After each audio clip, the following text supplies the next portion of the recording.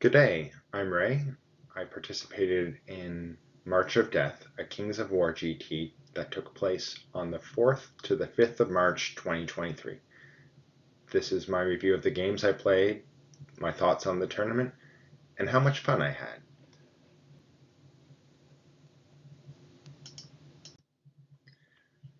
March of Death was a 2-day Kings of War GT. The first day being played at 2,500 points and the second day being played at 1995. A key consideration when you were designing your army list was that all the elements you used in the 1995 point list needed to be included in your 2,500 point list. And what this meant is that some people designed their 1995 point list first and then built up to the 2,500, and some people began at 2,500 and worked down to create the cut to 1995.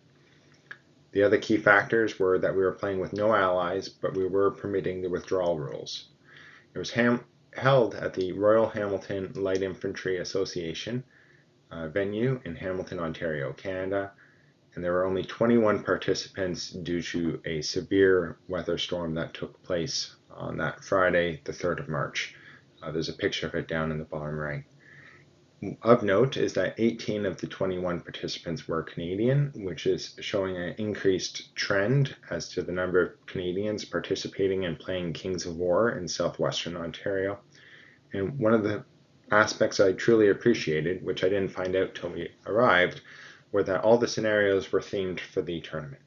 So the theme was a March of Death, and to that end, the first scenario was invade, you're marching through the territory, control, plunder, raise, and then salting the earth. So it was a very thematic tournament taking place over 2 days, and despite the weather, which cleared up after the Friday, it was a lot of fun. The army I took was the Order of the Green Lady. I used my old Bretonnian models and I rebased them for Kings of War so that they were all multi-based. The army I brought was a knight heavy list with one regiment of centaurs, 3 regiments of knights, 2 orders of redemption, one with the drunken ram and one of sharpness, and then 1 order of the Forsaken Horde. I had some additional elements to provide support on top of that, but those were my real main maneuver elements in the force. And at 1995, I cut the Centaurs and a unit of the Brotherhood Knights, an exemplar, to do my cut list. When creating my list, I began at 2,500, and my thought was that 3 of the games would be done at 2,500, and then I created the cut to 1995, and where I ran into issues, I kind of adjusted my 2,500 point list so that everything I wanted fit in the 1995. But I was one of the individuals who began with the 2,500 point list going ahead. It was also my first time bringing the Order of the Green Lady out to play with. I had really wanted to use the Water Elemental formation, but I couldn't figure out how to include it in the list to make it work. There was another player who brought Order of the Green Lady with Water Elementals, and he did quite well as well. So I think it shows that this list can be played in multiple styles in multiple ways. So my first game was against Matt's Undead, and this was probably the most beautiful game and a very interesting game to play that I could ask. Matt was using a Jarvis Undead list with 3 Balefire catapults, 12 lightning bolts, and some hard-hitting infantry, Soul Reavers, Wights, Soul Reaver Cav. It was my first time using the Order of the Green Lady. I attempted a strong left flank, and his artillery and his lightning bolts were able to eat up my men-at-arms, causing me to be probably a bit more aggressive than what I needed to be. It was a super exciting game. Matt was great to play against. It was going into a tie at the end of turn 6, and I lost it 16-5 in turn 7. But wonderful army to see, absolutely beautiful. Great opponent to play against, and a fun game. The second game I played was Control versus Bruno's Goblins. This was a 14-7 game One of the things that surprised me was I was controlling the distances between my knights and the goblin infantry to be able to set up my multi-charges to knock out the goblin hordes in one go. And what Bruno did is, to an extent, he sacrificed his war trombones, jumping them out in front of his infantry to absorb the knight charges. And what this did was it meant that his goblins were able to charge and force a grind with my knights, creating a very, very close game, as is demonstrated by the score. And then it is also taken into account the fact that he timed out at the end of turn 6. Sorry, for turn 6. So it was a super close game. He made excellent use of the mob pups. His use of the war trombone surprised me, and it was a lot of fun. I'm looking forward to a rematch against him in the future, and one of the games I definitely will remember. There were 65 minutes on the clock, which for 2,500 points was tight. As we see in Game 3, where I was playing against Matt's Rift Forged Orcs. This was a 15-6 game for me. There were some early charges by his fight wagon hordes that he had. His shooting element kind of failed him, and my counter charge with the Order of Forsaken failed to do much on that end as well. So that may have balanced out. I timed out at the end of turn 5. Matt was making me think, and I pulled the win by the skin of my teeth, because when he went in turn 6, his units were wavered, meaning they were unable to pick up the tokens which I had left on the ground. A super close game, a very tight day. Despite designing my army for 2,500 points, my army had issues at that point level for coordinating all the elements to be able to positively charge in simultaneously for maximum effect. So something for me to think about going ahead if I ever have to play at the 2,500 plus point level with Order of the Green Lady. 3 great games, 2 mats, and Bruno had a lot of fun on day 1. Going into day 2, I was sitting around the mid-tables, and my first game was Rays against Nick's Forces of Nature. This was a significant Green Lady victory. Again, I'm pushing the left flank. I got an early flank charge on the Heart Piercers, which let me collapse that flank quicker than what Nick was probably anticipating. While on the right, his main element of the Ensnarer Horde looked at my Order of the Redemption Regiment with Brew of Sharpness and did a bit of a standoff. I was able to kill the Wilt Father through a flank charge and take the day. So a successful day to a successful start to the second day. A lot of fun.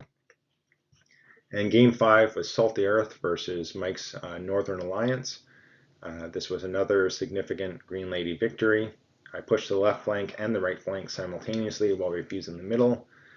I was able to collapse both of Mike's flanks and work my way towards the center.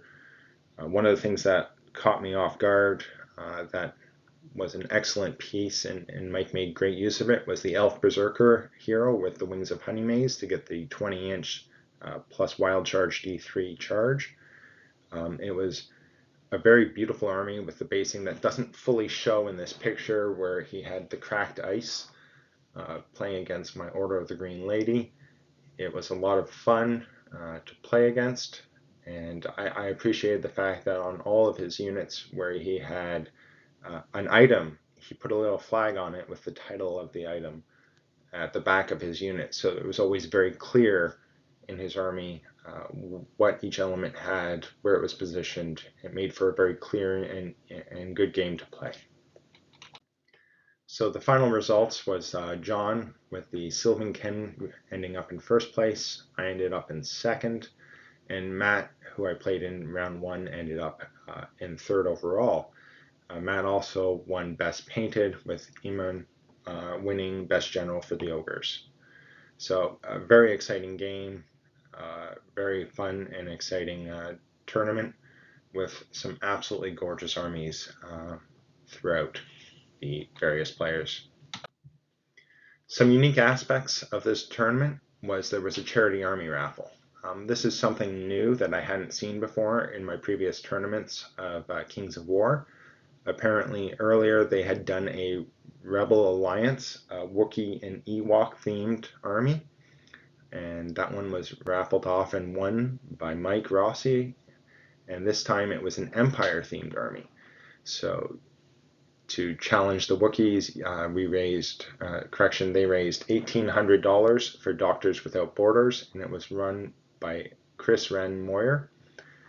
It was an absolutely beautiful army, and even if you were not in attendance at the tournament, you had the opportunity to buy tickets to be able to participate in the raffle.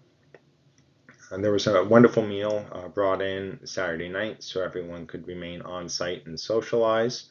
It brought the collective social aspect of Kings of War, which is one of the aspects to the tournaments, which I really appreciate, being able to talk to everyone, share the stories of victory and defeat, and find out how everyone's doing.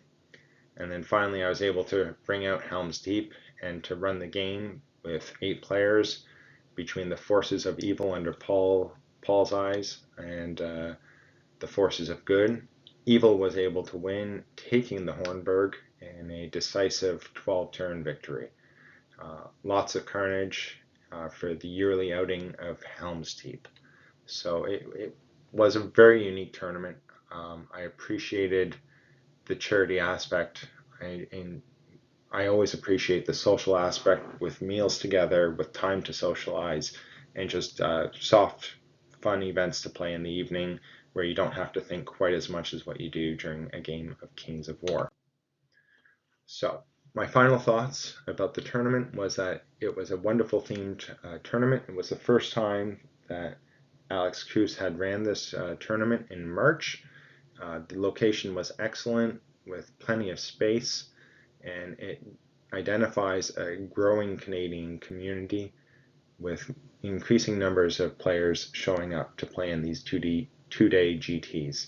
The first time it was held in Canada, a 2-day GT, there were 12 Canadian players and in excess of 18 US players. So what we're seeing is that the growing Canadian community over the last couple of years, with more people showing up. And there would have been even more than that had the weather not been as horrible as what it was. I appreciated the charity raffle. I appreciated the work that Alex and Jeremy did on the matchup cast. That's always something I like to see. It gets me excited for the tournament, and I would very much like to attend next year.